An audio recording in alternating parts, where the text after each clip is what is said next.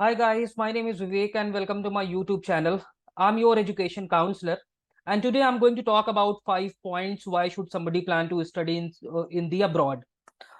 Let me tell you about myself. So I have been helping the students for the past 11 years to get an admission in the abroad.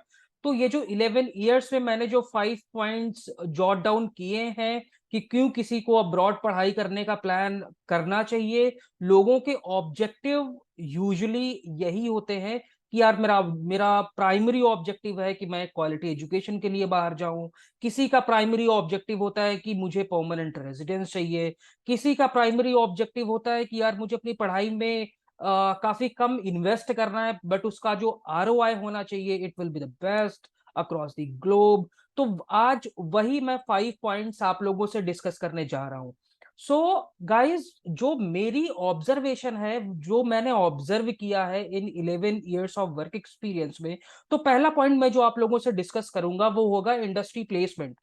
I have seen this industry placement system in so many universities and if I say so many countries also, right? So universities कैसे अपने programme structure करती हैं for the particular industry placement programme के लिए, वो मैं आप सबको बताता हूँ। बहुत सारे प्रोग्राम जो अंडर ग्रेजुएट लेवल के होते हैं, कुछ पोस्ट ग्रेजुएट लेवल प्रोग्राम के होते हैं। So first of all I start with UG first, right? So under graduate study करने में, so just take an example of if somebody is willing to pursue bachelor's in business management, right? सो चाहे वो India में हो या फिर abroad में हो, एक्सेप्ट यूएस एंड कनाडा, क्योंकि यूएस एंड कनाडा में 4 इयर्स ऑफ मास्टर्स डिग्री होती, sorry 4 years of UG degree वहां पर होती है। So just take an example of कि कोई स्टूडेंट यूके में पढ़ने के लिए जा रहा है bachelors in business management. So bachelors in business management की जो ड्यूरेशन होगी it will be for 3 years. So university अपने इन 3 साल के प्रोग्राम के साथ में सैंडविच ईयर वो लोग ऑफर करते हैं। सैंडविच ईयर वो लोग एज अ टर्मिनोलॉजी वहां पर यूज करते हैं। उसका जो मतलब होता है वो ये होता है कि वो अपने 3 साल के प्रोग्राम के बीच में एक इंडस्ट्री प्लेसमेंट वो लोग बोल देते हैं, जिसको वो लोग sandwich year as a terminology use करते हैं। अब वो वर्क कैसे करता है वो मैं आपको बताता हूँ। सो बैचलर्स इन बिजनेस मैनेजमेंट में जैसे ही बच्चे का एडमिशन होता है, सो स्टूडेंट अपना ग्रेजुएशन का फर्स्ट ईयर कंप्लीट करता है, अपना सेकेंड ईयर कंप्लीट करता है।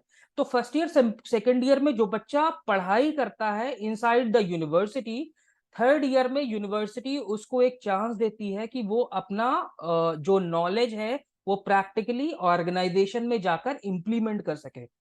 तो यूनिवर्सिटी उन स्टूडेंट को प्लेसमेंट ईयर या सैंडविच ईयर में वो इंटर्नशिप करने के लिए किसी भी ऑर्गेनाइजेशन में जाते हैं जहां पर यूनिवर्सिटी का टाई अप होता है। और जो थर्ड ईयर में इंटर्नशिप करने जाते हैं, it could be paid and non paid also, that totally depends upon your performance during your UG program, right? But I have seen so many instances जहां पर ज्यादातर majority of the internships are paid, right? If I talk about the wages, so it could be anything in between 28 to 30,000 pounds।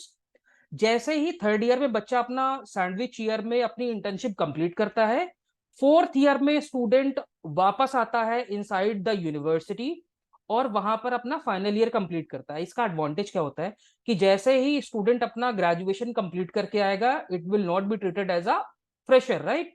उसके पास already 1 साल का work experience हो जाएगा। सबसे बेस्ट चीज है। मास्टर्स में कैसे होता है, मास्टर्स कंप्लीट करने के बाद जो प्लेसमेंट ईयर होता है उसमें यूनिवर्सिटी बच्चों के प्लेसमेंट में हेल्प करती है to look for a full time job in the UK. Second point जो है दैट इज द स्पेशलाइजेशन। मैंने नहीं, आप सब लोगों ने देखे होंगे कि मास्टर्स में तो हर एक यूनिवर्सिटी स्पेशलाइजेशन प्रोग्राम ऑफर करती है। चाहे वो कंप्यूटर साइंस में हो तो big data, data science, artificial intelligence, cyber security, machine learning. Business management में आप देखोगे तो international business, sales and marketing, entrepreneur, an number of specializations are available in the abroad. But बहुत सारी यूनिवर्सिटीज जो है, इनफैक्ट बहुत सारी कंट्रीज हैं जो अपने अंडर ग्रेजुएट के लेवल में स्पेशलाइजेशन ऑफर करते हैं। सो बहुत सारे स्टूडेंट्स होते हैं जो बीकॉम करने के लिए 12th के बाद प्लान करते हैं, बीबीए करने के बाद 12th के बाद प्लान करते हैं, लेकिन अगर उन्हें कोई स्पेशलाइज्ड प्रोग्राम करना है तो वो अब्रॉड में प्लान कर सकते हैं। तो अगर किसी को बैचलर्स इन बिजनेस मैनेजमेंट करना है, तो बिजनेस मैनेजमेंट में उसके पास स्पेशलाइजेशन में ऑप्शन होंगे कि वो अपने फर्स्ट ईयर से ही वो प्लान कर सकता है कि मुझे बैचलर्स इन फाइनेंस करना है, बैचलर्स इन अकाउंटिंग फाइनेंस करना है, बैंकिंग फाइनेंस करना है। ऐसे इन नंबर ऑफ स्पेशलाइजेशंस बच्चे के पास होते हैं। किसी को बैचलर्स इन इंटरनेशनल बिजनेस करना है, किसी को बैचलर्स इन मार्केटिंग करना है। तो अगर स्टूडेंट चाहे तो शुरू से ही वो स्पेशलाइजेशन लेकर पढ़ाई कर सकते हैं। इसका एडवांटेज ये होता है कि जब वो पढ़ाई कंप्लीट करने के बाद फुल टाइम जॉब के लिए बाहर जाते हैं, so they will be more specialized in that particular program. So chances are much more higher कि उन्हें एक अच्छी और बेटर जॉब मार्केट में मिल सके। Third point and very crucial point. So बहुत सारे स्टूडेंट्स ये बोलते हैं कि सर मैं यहां से जाकर पार्ट टाइम जॉब करूंगा, अब्रॉड में कैसे मिलेगी? कभी कभी होता है कि 3-3 4-4 महीने लगते हैं। तो ऐसा बिल्कुल भी नहीं है। पार्ट टाइम प्रोग्राम के लिए whichever university you will be going to, that university itself will help you to look for a part time job in that particular country. और वो कैसे हेल्प करते हैं वो मैं आपको बताता हूँ। तो पार्ट टाइम प्रोग्राम के लिए जैसे ही आप फर्स्ट डे जाकर यूनिवर्सिटी में अपना रजिस्ट्रेशन करवाओगे, तो हर एक यूनिवर्सिटी में एक स्टूडेंट पोर्टल होता है। यूनिवर्सिटी अपने स्टूडेंट पोर्टल की डिटेल्स अपने बच्चों से शेयर करती है, and you are suppose to apply for a part time through that particular portal itself. So this is how it goes. It doesn't take more than 2 minutes to apply for a part-time job, and after 7 to 10 days, you will start getting calls from the market कि हाँ भाई you had applied for a part-time job and now you may come down to my place for an interview. So this is how it works in the abroad. जो fourth point and very valid point, in fact, I mean those who are going to abroad, more than 70% student plan for a permanent residence, right?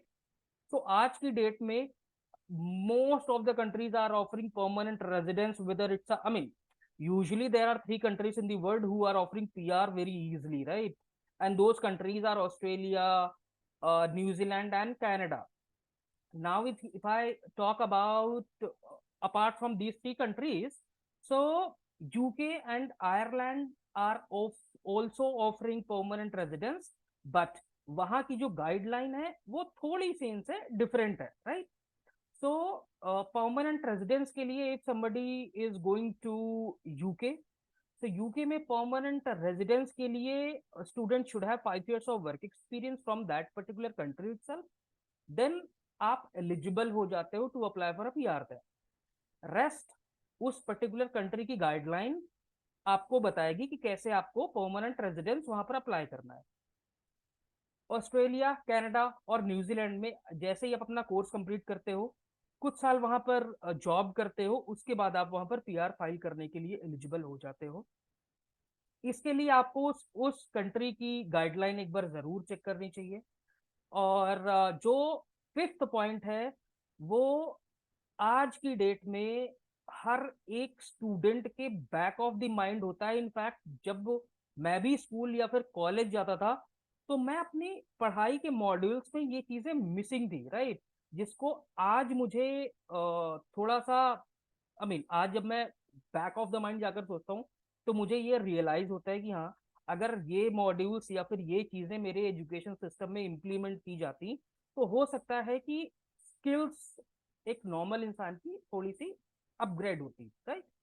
तो पांचवा point मेरा ये है, जो मेरी observation है कि अब्रॉड में क्या होता है ना कि वो लोग प्रैक्टिकल बेस्ड स्टडीज वहां पर देते हैं। They are more into practical knowledge, there more than 70% education is dependent on the practical knowledge, right? तो वहां पर बुकिश नॉलेज का सिस्टम बिल्कुल भी नहीं है, ये आपको बिल्कुल अपने दिमाग से निकाल देना है, राइट? वहां पर एजुकेशन कैसे होती है? वहां पर एजुकेशन असाइनमेंट वो बच्चों को करने के लिए देते हैं। तो जैसे 4 से 5 बच्चों का वहां पर उन्होंने ग्रुप बना दिया और ग्रुप असाइनमेंट वहां पर देते हैं, राइट? इसमें कैच क्या होता है ग्रुप ग्रुप असाइनमेंट में, कि जब आप यूनिवर्सिटी में असाइनमेंट सबमिट करने के लिए आओगे, सो अब्रॉड में सबसे ज्यादा चीज जो चेक होती है हर एक स्टूडेंट पे, वो है प्लेजरिज्म। प्लेजराइज अगर आपके कंटेंट हैं So guys, it will be a big trouble in the abroad. ये बहुत बड़ा क्राइम है, बहुत बड़ा क्राइम है.